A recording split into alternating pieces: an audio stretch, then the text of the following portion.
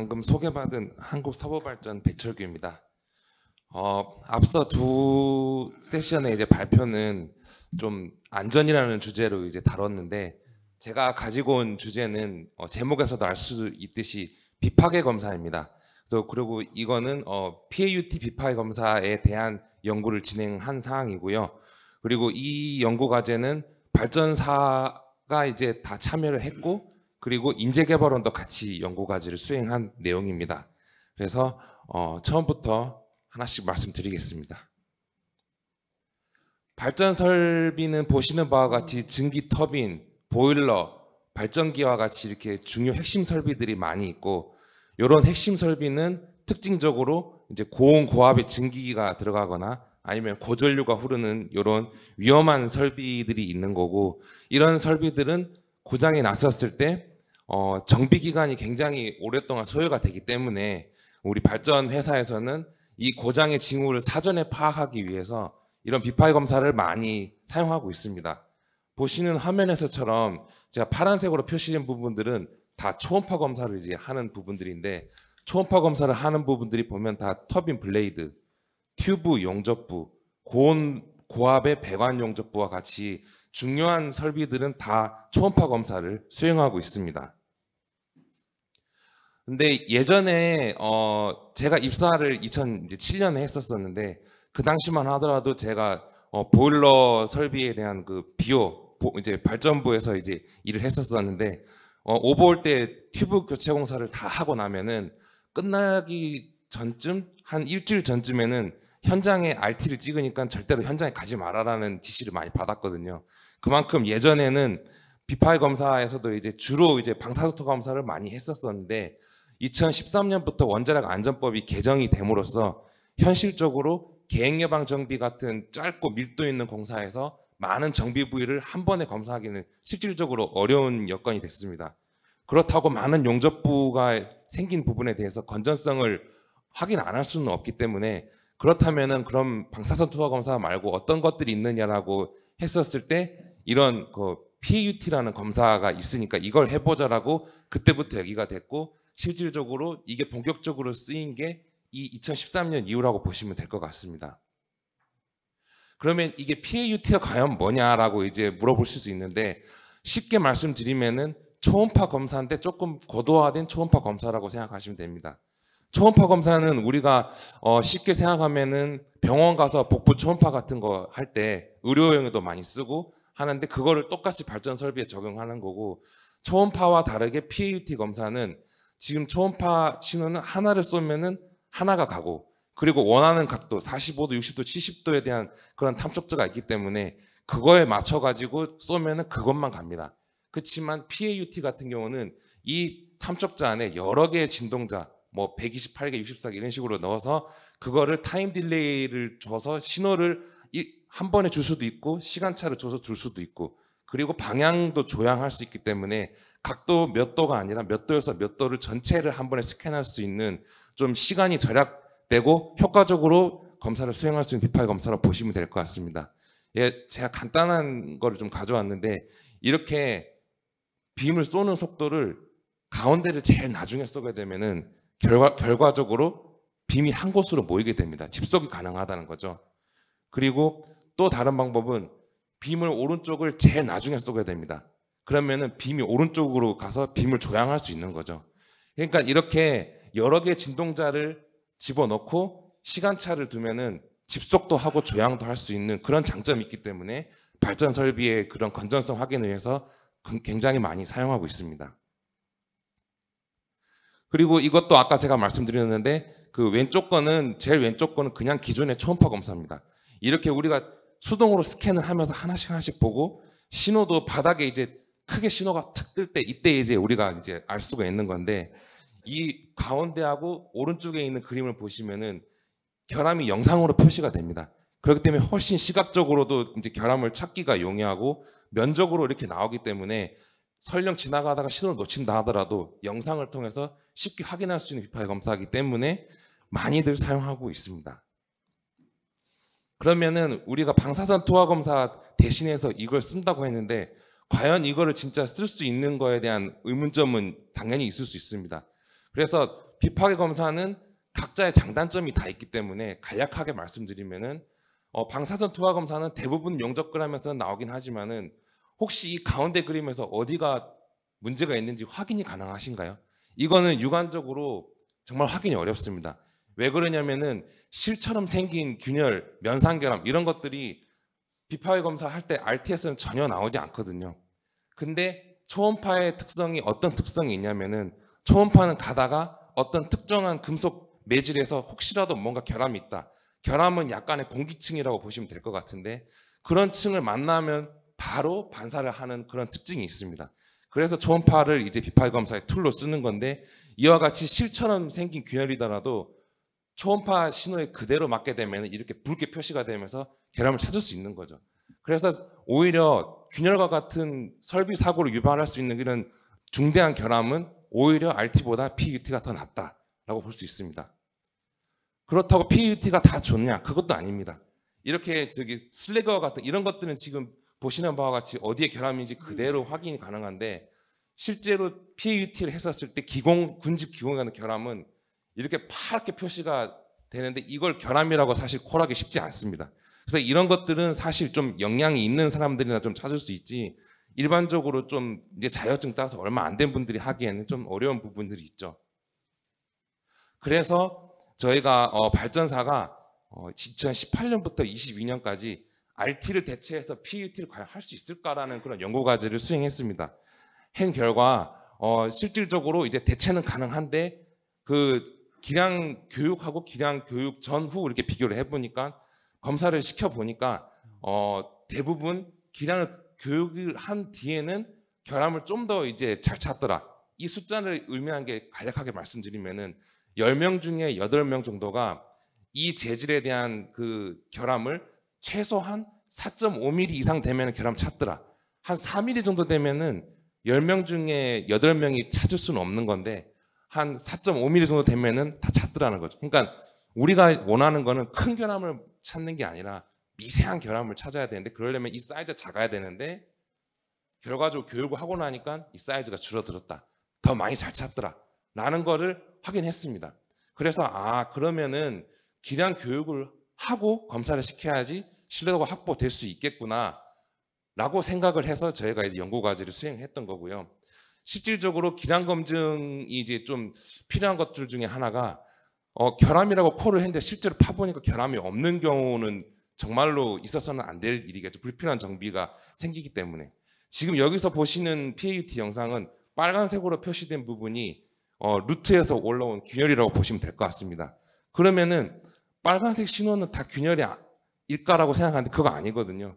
이 위치에서 떴기 때문에 균열인 거고 여기 그림에서 보면은 같은 일지선에 이렇게 쭉 떠있는 빨간색 신호들도 보이게 되는데 이거는 용접부 안에 있는 이면비드에서 올라오는 형상 신호이기 때문에 이런 거를 콜로 하면 안 됩니다. 근데 어떤 용접사가 용접을 뭐 다 이렇게 나오면 좋지만은 실질적으로 형상 신호가 안 나오는 경우들도 있거든요. 그런데 이제 PUT 검사 자격증을 소지하고 있는 사람이 왔는데 검사하다가 만약에 이런 신호, 이런 빨간 신호가 하나 떴기 때문에 이건 균열입니다를 콜하면 안 된다는 거죠. 왜냐? 이 위치에 있는 것들은 형상 신호라는 걸 알고 검사를 해야 되는데 전혀 모르고 콜을 하게 되면은 불필요한 정비를 할 수 있다. 그렇기 때문에 사전에 기량 검증을 해야 된다라고 볼 수 있습니다. 지금 연구 과제는 10월 31일부로 종료가 됐고요. 연구 과제는 총 2가지 목적으로 했습니다. 기량 검증 시스템을 개발하는 것과 기량 검증 시스템을 할 수 있는 법적인 그 기준 이런 것들을 좀 이제 큰 두 가지 카테고리로 이제 진행을 했고요. 연구 과제는 총 발전사, 인재개발원 그리고 중소기업도 이제 들어왔고요. 실증 기술 확보를 하기 위해서 이제 학교하고 여기 비파이검사 학회도 들어왔고요. 여러 해서 총 11개 기관이 들어와서 각 분야별로 연구를 수행했습니다. 저희가 발전사에서 제일 먼저 했던 거는 그러면 기량 검증을 어떤 대상체를 할 거냐라는 걸 맨 먼저 골라야 됩니다. 그런데 우리가 발전 설비를 대표하는 게 보일러만 있지는 않거든요. 터빈, 발전기 다 있는데 개발했었을 때 가장 활용도가 높은 게 뭘까라고 이제 제일 고민을 했는데 보일러 튜브 같은 것들은 한번 검사 절차를 마련해 놓으면은 이렇게 다발로 돼 있기 때문에 많은 부분을 커버할 수 있지 않을까 해서 저희가 일단 보일러 튜브 쪽으로 생각했고, 보시는 것처럼 이렇게 헤더 스터브 튜브에 대한 부분에 대한 문제점들이 지속적으로 발생하고 있는 시점이었기 때문에 이 부분도 검사가 힘들지만 절차를 한번 마련해 보자 해서 이걸 집어넣게 됐습니다. 그래서 그걸 이제 수행하기 위해 대상실을 선정을 했고, 이러이러한 기량 검증이 개발되고 나면은 쓸 거라는 것들을 다 알려드려야 됩니다. 그래서 제가 과제 수행하는 동안에 충계 축계 학술 대회나 다른 협회나 이런 쪽에 가가지고 기량 검증을 이제 할 거고, 이러이러한 부분을 준비를 하자라고 얘기했었을 때 검사업체의 질문들이 되게 많았습니다. 자격증이 있는데 왜 기량 검증 또 하냐? 그리고 기량 검증에 대한 비용은 그럼 누가 지불하느냐? 이거 뭐 옥상옥 아니냐? 뭐 이런 얘기도 되게 많이 들었거든요. 그렇지만 지금 한수원 같은 경우는 이미 수행을 하고 있고, 해외에서도 하고 있고, 우리가 알고 있는 EPRI 미국에서도 이미 하고 있고, 심지어는 그 원자력 설비가 아니라 화력 설비도 지금 미국에서는 하고 있습니다. 그렇기 때문에 기량 검증은 필요하다. 대신에 이제 검사 업체의 그 제일 민원이 많았던 것 중에 하나가 자격 제한을 둘 거냐, 입찰 참가에서.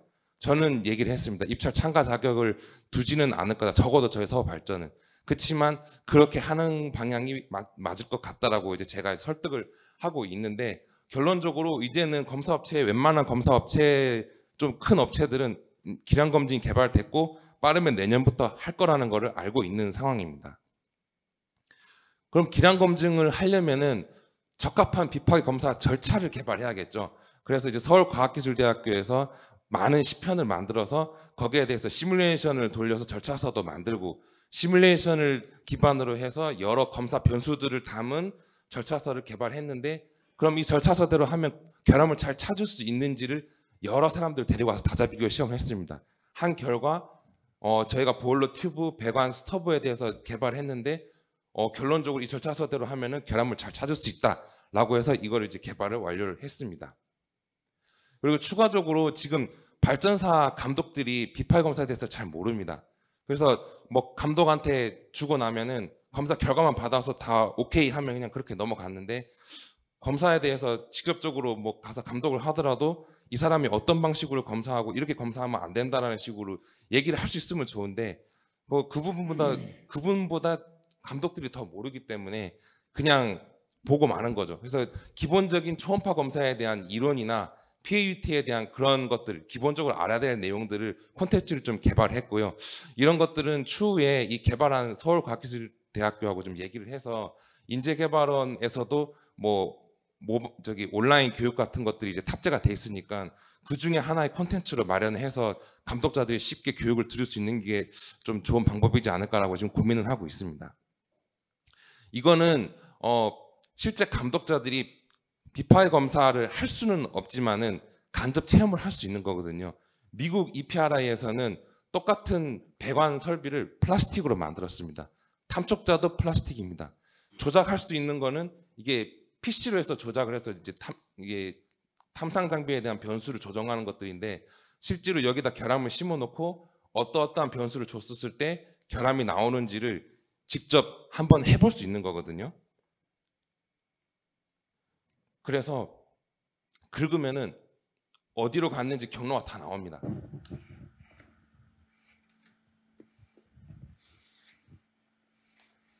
이게 초음파 탐상 화면입니다.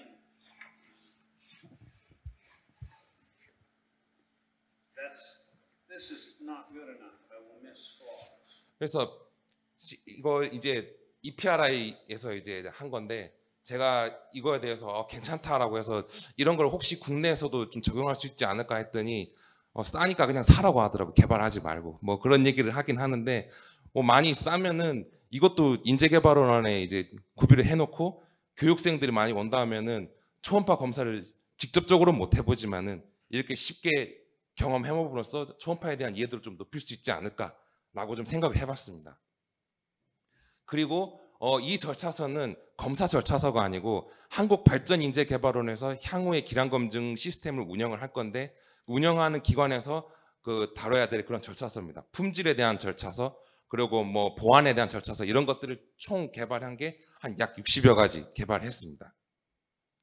그리고 제가 아까 처음에 말씀드렸던 목표 두 가지 중에 하나 기준인데 총 8차례 걸친 워킹 그룹을 회의를 거쳐가지고 이렇게 아래 보는 바와 같이 발주자 사업주가 비파악의 검사원에 대한 추가적인 기량 검증을 할 수 있다. 단 오스테나이트 스테인리스광 용접부, 이종금속, 복잡한 형상. 이 가나다 항목은 실질적으로 우리가 생각했었을 때 비파악 검사가 좀 어렵다라고 생각하는 부분들이고, 이거 이제 워킹 그룹 만들 때도 검사업체 당연히 참여했고요. 전기안전공사 규제기관이죠. 다 참여했습니다. 그리고 발전사도 들어왔었고 여러 유관기관, 한수원에서도 이제 많이 왔는데 그런 좋은 아이디어를 주시고 결과적으로 이렇게 이제 도출됐는데 검사업체도 이거 부분에 대해서는 뭐 기량검증 제도를 만드는 것에 대해서는 큰 이견이 없었습니다. 저희가 검사 신뢰도를 확보하기 위해서 기량검증 시스템을 만들었는데 그렇다면 이거를 현장에 바로 도입하기보다는 시범적으로 한번 운영해보자라고 해서 올해 7월 1일부터 18일까지 발전인재개발원 2층에서 검사업체의 검사자 13명을 모시고 와서 검사를 수행을 했습니다. 그래서 실질적으로 검사자 한 명당 총 16개 시험편을 줬습니다. 랜덤하게 배정해서 줬고요. 그래서 첫날은 발전 설비에 대한 주요 손상 메커니즘 교육을 실시를 했습니다. 2, 3일 차에는 실질적으로 검사를 할 수 있도록 교정을 하게 이제 좀 시간을 줬고요. 4일차, 5일차 때는 실제로 검사할 수 있도록 시간을 많이 배분했는데 평균적으로 시험편 하나당 1시간 정도를 아마 준 것 같습니다. 해서 이제 결론적으로 이제 결론 먼저 말씀드리기 전에 이제 기량검증 시범 운영을 할 때 실질적으로 결함을 그러면 다 찾아야 되느냐라고 이제 생각할 수 있지만은 지금 원자료에서 관리하고 있는 ASME 코드 섹션 11에 보시면은 여기서 이제 초음파 검사에 대한 기량 검증의 합격 기준이 나옵니다. 저희도 지금 여기에서 좀 가지고 왔는데 실질적으로 10편 안에 결함이 5개, 6개 정도까지 있으면 다 찾아야 되지만은 7개가 넘어간 뒤부터는 6개만 찾아도 합격할 수 있다라고 이제 나와 있는데 실질적으로 검사 그 대상체가 만약 결함이 100개 있다. 그럼 100개를 다 찾아야지 합격이라고 하면은 합격자가 안 나올 가능성이 매우 높죠. 그렇기 때문에 실제 코드에서도 이렇게 결함 숫자가 많을 때는 이 정도만 해도 합격이라는 것을 기준으로 두고 있어서 저희도 이 정도 수준의 결함을 찾으면 합격이다라고 이제 저희가 도용을 해서 실질적으로 기량검증 시범 운영을 통해서 채점을 했습니다. 채점한 결과 이 POD 평균이라고 나와 있는데 이 평균은 실질적으로 점수라고 보시면 될 것 같습니다. 100점 만점에 이 정도 나왔다는 거죠. 저희가 생각하는 정도는 80점 이상이면 합격이라고 생각을 하는데 튜브는 조금 떨어졌고요. 스터브가 제일 어려울 것 같아 했는데 이것도 80점이고 배관은 좀 그중에 제일 쉬웠기 때문에 점수 제일 잘 나왔습니다. 그렇지만 스터브가 점수가 잘 나왔다고 해서 이게 가장 결과가 좋다고 볼 수는 없습니다. 왜냐하면 이거 분산이라는 숫자가 있는데 뒤 슬라이드에서 보시면은 실질적으로 점수는 평균 점수는 80점이지만 합격자가 제일 낮았습니다. 그 말은 평균이 80점에 모여 있는 사람들이 있는 게 아니라 실질적으로 50점도 있었거든요. 100점도 있었습니다. 다른 시험편에는 튜브하고 배관에는 100점이 없었는데 스터브 100점이 있더라고요. 그렇지만 스터브는 점수 제일 낮은 사람도 많았습니다. 합쳐서 80이라는 거죠. 그래서 결론적으로 말씀드리면은 스터브 이렇게 정말 검사하기 어려운 것들은 검사자에 대한 경험이 진짜 차이가 있고 그게 되게 중요한 요소구나. 그리고 한번 돌려본 사람, 많이 해본 사람이 잘 찾구나. 절차서를 잘 준수한 사람이 잘 찾구나라는 게 좀 이번 시범 운영을 통해서 좀 알게 됐습니다. 그래서 합격한 사람들을 제가 좀 보면은 현장에서 스터브 좀 전에 해봤어요라고 얘기했던 분이 결국은 잘하고 이거 안 다뤄봤어요. 그리고 심지어는 종파 탐촉자를 안 써봤는데 한 사람은 역시 결과가 형편없게 안 나오더라고요. 그러니까 결과적으로 자격증 가지고 있다 해서 잘 찾는 건 아니다 라고 보시면 될 것 같습니다. 실제로 절차서에 저희가 지금 30도에서 80도까지라고 얘기를 했는데 어떤 검사자는 실제로 데이터를 검색해 보니까 35도로 세팅을 했더라고요. 저희가 제공한 절차서를 무시하고 5도를 줄인 거죠. 그런데 실질적으로 그 사람은 콜을 못했습니다. 35도까지 했기 때문에. 근데 잘 찾은 사람 30도까지 한 걸 보니까는 이게 30도고 이게 35도거든요. 잘 찾은 사람은 30도까지 해서 콜을 했는데 만약 그 사람도 35도라고 했으면은 이 정도로 했었으면 과연 콜을 했을까라는 생각이죠. 근데 결과적으로 이 시범 운영을 통해서 저희가 개발한 절차서가 꽤 잘 맞더라는 게 이것으로도 좀 증명이 되고 잘 된 사람과 잘 안 된 사람을 비교해 봐서도 알 수 있었습니다. 그래서 결론적으로 이제 제가 이 과제를 하면서 실제로 PET의 신뢰도 향상 방안에 대해서 한 3가지 정도를 좀 생각했는데요. 그 3가지에 대한 것들을 설명하고 발표를 마무리하는 걸로 하겠습니다. 첫 번째는 비파이 검사에 대한 기량 검증입니다. 제가 아까 중간에 발표하면서도 말씀드렸는데 자격증을 가지고 있다 하더라도 다 잘하는 건 아니다. 그리고 심지어 이번에 떨어진 사람들 중에 레벨 3가 떨어진 사람이 몇 분 있었습니다. 레벨 3는 실질적으로 현장에서 검사 장비를 다루지는 않고 레벨 2가 가지고 온 거에 대해서 거의 사인하는, 검토하는 위주의 일을 많이들 하시거든요. 근데 그런 분들이 장비를 많이 안 다루다가 한번 해보니까는 역시 검사를 최근에 안 했기 때문에 잘 못 찾았습니다. 자격증이 좋고 낮고 중요한 게 아닙니다. 실질적으로 발전 설비 검사 전에 별도 기량 검증 수행해서 내가 다루고 있는 설비를 한 번이라도 인재 개발하러 나와서 한번 긁어보고 가야 잘 찾는다는 게 이제 첫 번째 신뢰도 향상 방안이고요. 두 번째는 제가 아까 교육이라고 말씀드렸는데 이 AI를 통한 기량 검증을 이제 했지만은 좀 더 한 번 더 돌려볼 수 있는 툴을 하나 개발하는 게 어떤가 하는 겁니다. 실질적으로 감독자는 현장의 그 비파이 검사에 대한 이해도가 많이 낮죠. 그래서 그냥 다 좋다라고 하면 그냥 그대로 받아들여야 되는데 그런 거 없이 로 데이터를 가지고 와라. 가지고 왔었을 때 검사 로 데이터를 이 툴을 집어넣었을 때 많은 빅데이터가 있고 이 툴을 돌려봤었을 때 결함이 이 정도면은 결함이 있다라고 볼 수 있는 것들을 만약에 AI를 통해서 도출해 낸다 그러면은 검사 결과지만 우리가 하는 게 아니라 검사 업체에서 준 로 데이터를 보고 야 너네가 다 오케이라고 한 부분이 실질적으로 우리가 갖고 있는 툴을 돌려보니까 여기에 결함이 있을 거라고도 얘기가 나오는데 다시 한번 이 부분을 검사 한번 해보세요라고 다시 검사업체에 업무 지시도 하고 피드백을 할 수 있는 거죠. 그러니까 결과적으로 설비 감독자들이 초음파에 대해서 잘 모르더라도 이 툴을 가지고 있으면은 파일을 돌려가지고 이 부분 다시 한번 해보세요라고 줄 수 있는 거죠. 그 심지어는 극단적으로 검사자가 전날 술을 과음을 해가지고 정말 이 기량 검증된 사람이라 하더라도 본인이 건강상 아니면 이 정신상 정말 검사를 할 수 없는 환경에서 검사를 한다 하더라도 뭐 막을 방법이 없죠. 그렇지만 그런 검사 결과에 대해서도 우리가 한번 걸러낼 수 있는 툴이 있다 하면은 꽤 신뢰도가 올라가지 않을까라는 게 이제 두 번째 아이디어고요. 마지막으로는 검사 절차를 좀 많이 개발해야 됩니다. 실제로 지금 다른 발전사는 모르겠는데 저희 서울발전에서는 PUT 검사해라 그러면은 그냥 거기 검사 한번 해보세요라고 하지 이러이러이러한 변수를 줄 테니까 이거대로 교정을 해서 검사해라고 얘기 안 하거든요. 실질적으로 초음파 검사는 많은 변수들이 있는 검사이기 때문에 감도를 얼마나 할 건지, 주파수 어느 정도 쓸 건지, 어느 탐촉제를 쓸 건지에 대한 것들을 명확하게 얘기해주고 그렇게 해야 됩니다. 용접 절차서처럼요. 그런데 지금 그런 거 전혀 없이 그냥 검사를 하니까 검사 신뢰도가 안 나오는 건 당연한 겁니다.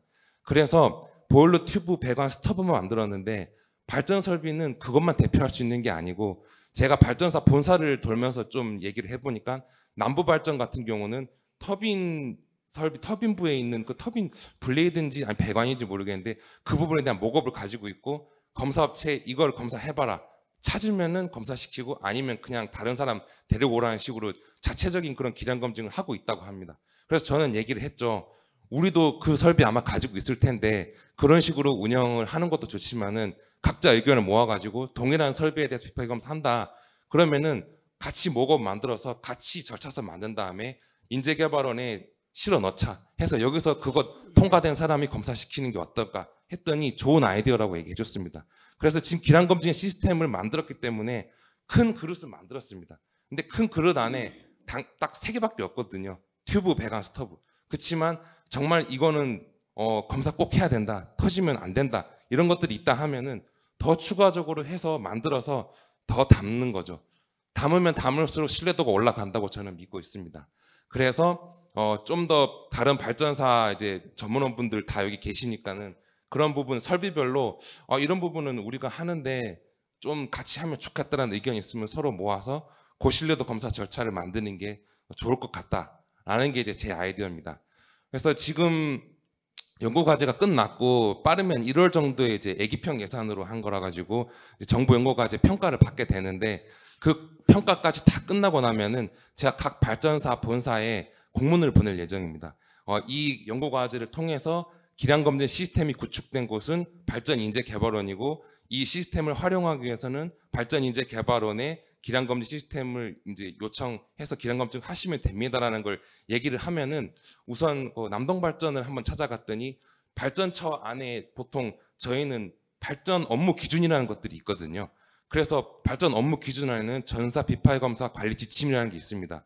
거기 안에 기량검증을 넣어서 연간 비파일 검사 단가 계약을 수행하는 업체에는 PUT 검사자에 대해서는 기량검증을 수행하여야 하고 합격한 사람이 검사를 수행해야 된다는 그런 문구를 하나 넣는 게 어떠냐라고 얘기를 했더니 남동발전은 충분히 그렇게 할 의향이 있고 그러려면은 기량검증을 어디서 수행하는지를 우리한테 먼저 공문을 보내줘야 된다라는 얘기를 하시더라고요. 그래서 저희 서울발전뿐만이 아니라 연구과제에 참여했던 모든 기관에 기량검증 시스템이 만들어졌다는 걸 알려주고 이게 이제 훗날 내년부터 이런 것들이 이제 잘 도입이 된다고 하면은 잘 굴러가서 훗날 뭐 기량검증 시스템에 대한 신뢰도도 좀 올라가고 PUT에 대한 신뢰도도 올라가고 그리고 정부 연구과제에 대해서는 보면 또 활용도 평가를 꼭 받게 돼 있거든요. 그런 활용도 평가에 대한 부분도 좀 좋게 받아서 좀 더 이 기량검증이라는 그릇을 만든 다음에 많은 것들 좀 넣을 수 있는 그런 것들 좀 추가적으로 해보자라고 지금 얘기를 좀 하고 있는 상황입니다. 제 발표는 이것으로 마치는 걸로 하고요. 질의응답 시간을 가지도록 하겠습니다. 예, 질문 있으시면 손을 들어서 표시해 주시고 2분 정도 질문을 받도록 하겠습니다.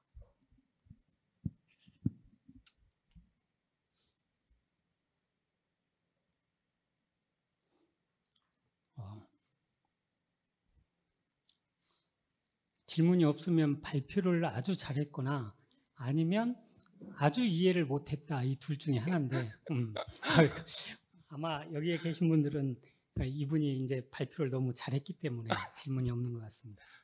예, 제가 이 PAUT 관련해 가지고는 보면 어쨌든 이제 그 RT라는 것이 이제 뭐 그 안전 규제 그 때문에 이제 못하게 되니까 이제 이 위상 배열로 이제 검증을 해야 되는데 지금 보니까 고생도 많이 했고 결과적으로는 이제 결론은 1월달에 이제 그 연구과제 평가를 하는 거네요.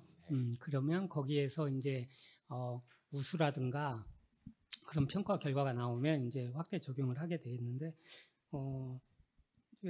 어떤 평가를 하고 이런 것들 절차 이런 것들도 보면 우리 뭐 어떤 우리 동서발전 같은 경우는 애프리에 가가지고 절차서 같은 것도 개발하고 뭐 이런 것들 활동을 또 하고 있거든요. 네, 그래서 들었습니다. 그런 것들을 또 우리 전문원들끼리 우리 그 배관이라든가 뭐 이런 스토브 튜브라든가 이런 것들 진단할 적에 서로 코어하고 그 다음에 검사자 기량도 그 올려놓고 하면은 더 좋은 결과가 있을 거라고 생각이 됩니다. 네, 예. 꼭 오늘 해보겠습니다. 예, 오늘 발표해 주신 저 서부발전의 박철규 차장님께 큰 박수로 해주시기